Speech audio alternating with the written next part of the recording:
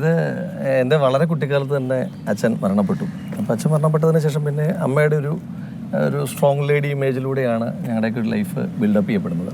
അപ്പോൾ അച്ഛൻ ഒരു ഉദ്യോഗസ്ഥനായിരുന്നു, അതേ സമയത്ത് തന്നെ ഒരു കറകളഞ്ഞ കോൺഗ്രസ്സുകാരനായിരുന്നു. നാട്ടിൽ നന്നായി സംഘടനാ പ്രവർത്തനം നടത്തുന്ന, നാട്ടിൽ സംഘടന ഉണ്ടാക്കുന്ന ഒരു കോൺഗ്രസ്സുകാരൻ. അപ്പോൾ അച്ഛൻ സ്ഥിരമായി കതറിടുന്ന ആളാണ്. അപ്പോൾ എൻ്റെ കുട്ടിക്കാലത്ത് സ്കൂളിലും കോളേജിലും ഒക്കെ പഠിക്കുന്ന സമയത്ത്, കോളേജിൽ എത്തുന്നതിന് മുന്നേ സ്കൂളിലൊക്കെ പഠിക്കുന്ന സമയത്ത് ഈ അച്ഛൻ്റെ പഴയ ഷർട്ടുകളൊക്കെ ഉണ്ട്. ഒരു ദിവസം ഞാനാണെങ്കിൽ അച്ഛൻ്റെ ഈ അലമാരയിൽ നിന്ന് ഈ ഒരു പഴയ ഖദറിൻ്റെ ഷർട്ട്, ആ ഷർട്ടും ആ മുണ്ടും ഒക്കെ എടുത്ത് ഇട്ട് നോക്കി. അപ്പോൾ അച്ഛൻ നന്നായി മെലിഞ്ഞിട്ടാണ്. അപ്പോൾ എനിക്ക് കുറച്ച് ലൂസൊക്കെയാണ്, അത്യാവശ്യം ലൂസാണ് ആ പ്രായത്തിൽ. അപ്പോൾ എനിക്കതിട്ട് കഴിഞ്ഞപ്പോൾ ഒരു വല്ലാത്തൊരു വൈകാരിക ഒരു സുരക്ഷിതത്വം, അതനുഭവിച്ച ആളുകൾക്ക് മാത്രമേ അറിയത്തുള്ളൂ. ഇപ്പം നമുക്ക് പലപ്പോഴും ഇപ്പം അമ്മ നന്നായി ഞങ്ങളെ നന്നായി നല്ല മെച്ചപ്പെട്ട വിദ്യാഭ്യാസം, വായിക്കാനുള്ള പുസ്തകങ്ങളൊക്കെ ആദ്യമായി വാങ്ങിത്തരുന്നതും ഒക്കെ അമ്മ തന്നെയാണ്. നമ്മുടെ ഈ പാരൻസ് മീറ്റിംഗ് ഒക്കെ വരുമ്പം നമുക്ക് അച്ഛനുമായിട്ടുള്ള ഒരുപാട് ഓർമ്മകളോ അനുഭവങ്ങളോ എനിക്കില്ല. അപ്പോൾ ഈ പാരൻസ് മീറ്റിംഗ് ഒക്കെ വരുമ്പോൾ പലപ്പോഴും മറ്റു കുട്ടികളൊക്കെ ഈ അച്ഛനെ കൊണ്ടാണ് സ്കൂളിൽ വരിക.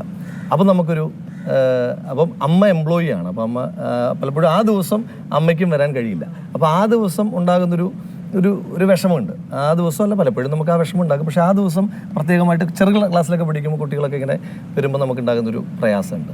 അപ്പം സ്വാഭാവികമായിട്ടും അച്ഛൻ്റെ ആ കതർ എന്നെ വല്ലാതെ സ്വാധീനിച്ചിട്ടുണ്ട്. അപ്പോൾ കുട്ടിക്കാലത്തൊക്കെ എല്ലാ ആളുകൾക്കും ഉണ്ടാകുന്ന പോലെ പല പല മോഹങ്ങൾ, നമ്മൾ ഭാവി അല്ലെങ്കിൽ ഇന്നതൊക്കെ ആകണമെന്ന് പറയുമ്പോൾ എൻ്റെ കുട്ടിക്കാലത്ത് മനസ്സിൽ തറച്ച ഒരു മോഹം തന്നെയായിരുന്നു രാഷ്ട്രീയ പ്രവർത്തകനാകുക. അപ്പോൾ ആ കതർ അന്ന് വെറുതെ ഒരു രസത്തിലിട്ട് നോക്കിയ കതർ മനസ്സിൽ, ഇപ്പം ഞാൻ കതർ അങ്ങനെ ധരിക്കാറില്ല എങ്കിലും മനസ്സിൽ ആ കതർ ഇപ്പോഴും ധരിക്കുന്നുണ്ട്.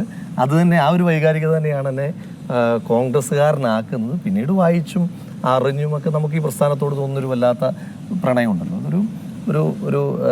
ഒരു ഫാദർലി അഫെക്ഷൻ ഈ പ്രസ്ഥാനത്തോടുണ്ടെന്ന് പറഞ്ഞു കഴിഞ്ഞാൽ അതൊട്ടും അധികമാകില്ല. ഇന്നത്തെ കാലത്ത് ഒരു കാർ എടുക്കുക എന്ന് പറയുന്നൊരു ശരാശരി മലയാളിയെ സംബന്ധിച്ചിടത്തോളം, ഇന്ത്യക്കാരെ സംബന്ധിച്ചിടത്തോളം ഒട്ടും പ്രയാസമുള്ളൊരു കാര്യമല്ല. എൻ്റെ അമ്മ ഒരു സെൻട്രൽ ഗവൺമെൻറ് എംപ്ലോയിയാണ്. അപ്പം ഇവർ കുറേ കാര്യങ്ങൾ ചോദിച്ചു, എങ്ങനെയാണ് ലോൺ കിട്ടിയത്.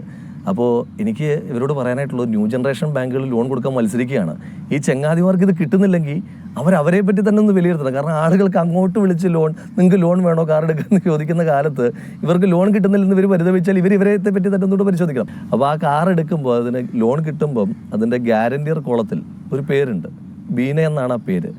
ആ ആൾക്ക് ഗ്യാരണ്ടിയർ കോളത്തിൽ ഒപ്പിടുന്ന ആൾക്ക് ആ ദിവസം 1,05,000 രൂപ ശമ്പളമുണ്ട്. ആ ബീന എന്ന് പറയുന്ന ആൾ എൻ്റെ അമ്മയാണ്, കേന്ദ്ര സർക്കാർ ജീവനക്കാരിയാണ്. അവരതിൻ്റെ നികുതികളെല്ലാം അടയ്ക്കുന്നുണ്ട്. ഞാൻ എന്ത് ചെയ്യുന്നു എന്ന് ചോദിച്ചു കഴിഞ്ഞാൽ, എൻ്റെ വരുമാന മാർഗം രാഷ്ട്രീയ പ്രവർത്തനമല്ല. മറ്റു പലരെയും പോലെ തന്നെ രാഷ്ട്രീയ പ്രവർത്തനമല്ല എൻ്റെ വരുമാന മാർഗം. ഈ സംസ്ഥാന സർക്കാരിൻ്റെ കീഴിൽ ലൈസൻസ് ഉള്ള എൻ്റെ സ്വന്തം പേരിലുള്ള 3 സ്ഥാപനങ്ങൾ ഞാൻ നടത്തുന്നുണ്ട്. അപ്പോൾ അതിൻ്റെ കൃത്യമായ കണക്കുകൾ ഫയൽ ചെയ്യുന്നുണ്ട്. ഒരു രാഷ്ട്രീയ പ്രവർത്തകനെ സംബന്ധിച്ചിടത്തോളം അയാളുടെ ഒരു ലൈഫ് എക്സ്പെൻസ് എന്ന് പറയുന്നത് വളരെ കൂടുതലാണ്.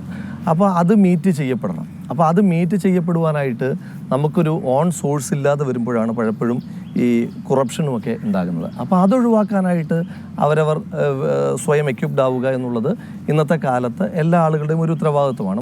അപ്പോൾ ഈ വേറെ എന്താണ് ചെയ്യുന്നത്, രാഷ്ട്രീയത്തിന് അതീതമായി എന്ത് തൊഴിൽ ചെയ്യുന്നു എന്നുള്ളത് ഒരു സീരിയസ് ചോദ്യമായി, ഒരു സീരിയസ് കൺസേണായി പൊതുസമൂഹം പറയുന്നുണ്ട്. അപ്പം വിവാഹം എന്ന് പറയുന്നത് കുറച്ചും കൂടെ ഒരു സീരിയസ് ആയിട്ടുള്ള ഒരു കാര്യമാണല്ലോ. നമ്മുടെ ലൈഫിലേക്ക് വേറൊരാളെയും കൂടെ ഉൾക്കൊള്ളുവാൻ, അയാളുടെ ലൈഫിലേക്ക് നമ്മളും കൂടെ പോകാനായിട്ടുള്ളൊരു സ്പേസ് കൊടുക്കലും എടുക്കലും കൂടെ ആണല്ലോ. അപ്പം അതിന് ഇപ്പം മാനസികമായി തയ്യാറല്ല എന്നല്ലാതെ വേറെ അതിനകത്ത് പ്രത്യേകിച്ച് കാരണങ്ങളൊന്നുമില്ല. അപ്പം രാഹുൽ ഗാന്ധി എന്താണ് വിവാഹിതരാകാത്തെന്നുള്ള കാരണം എനിക്കറിയില്ല. അത് പറയാൻ ഒരു സൗഹൃദം ഞങ്ങൾ തമ്മിലില്ല.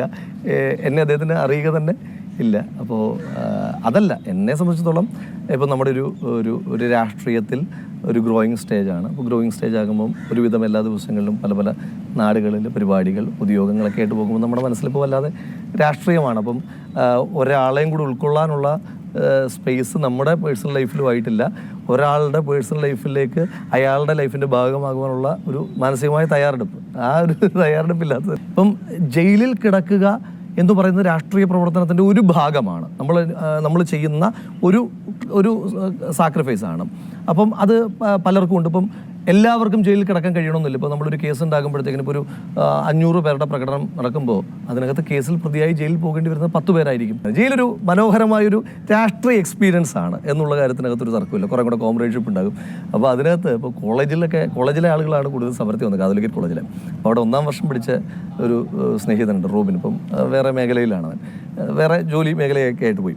അപ്പം ഇവൻ ഈ സമരത്തിൻ്റെ ഭാഗമായിട്ട് നിൽക്കുന്നു. ഇവൻ ജയിലിൽ വന്നു കഴിയുമ്പോൾ ഇവനാണ് ഏറ്റവും അധികം നമുക്ക് ധൈര്യമൊക്കെ തരുന്ന ആൾ. അപ്പം നമുക്കൊക്കെ കൺസേൺസ് ഉണ്ട്, വീട്ടുകാരെന്താ പറയുക. അപ്പം ആദ്യമായി ജയിലിൽ പോകണോ, അത് കോളേജിൽ പഠിക്കുമ്പോഴാണ്. അപ്പം ജയിലിൽ പോകുന്നു എന്ന് പറയുമ്പോൾ നാട്ടിൽ ജയിലിൽ പോകുന്നു എന്നല്ലേ അറിയത്തുള്ളൂ, എന്താ ഇത് സംഭവം എന്ന് ആളുകൾക്ക് അറിയാമോ എന്നൊക്കെയുള്ള ടെൻഷനിൽ നമ്മളിരിക്കാം.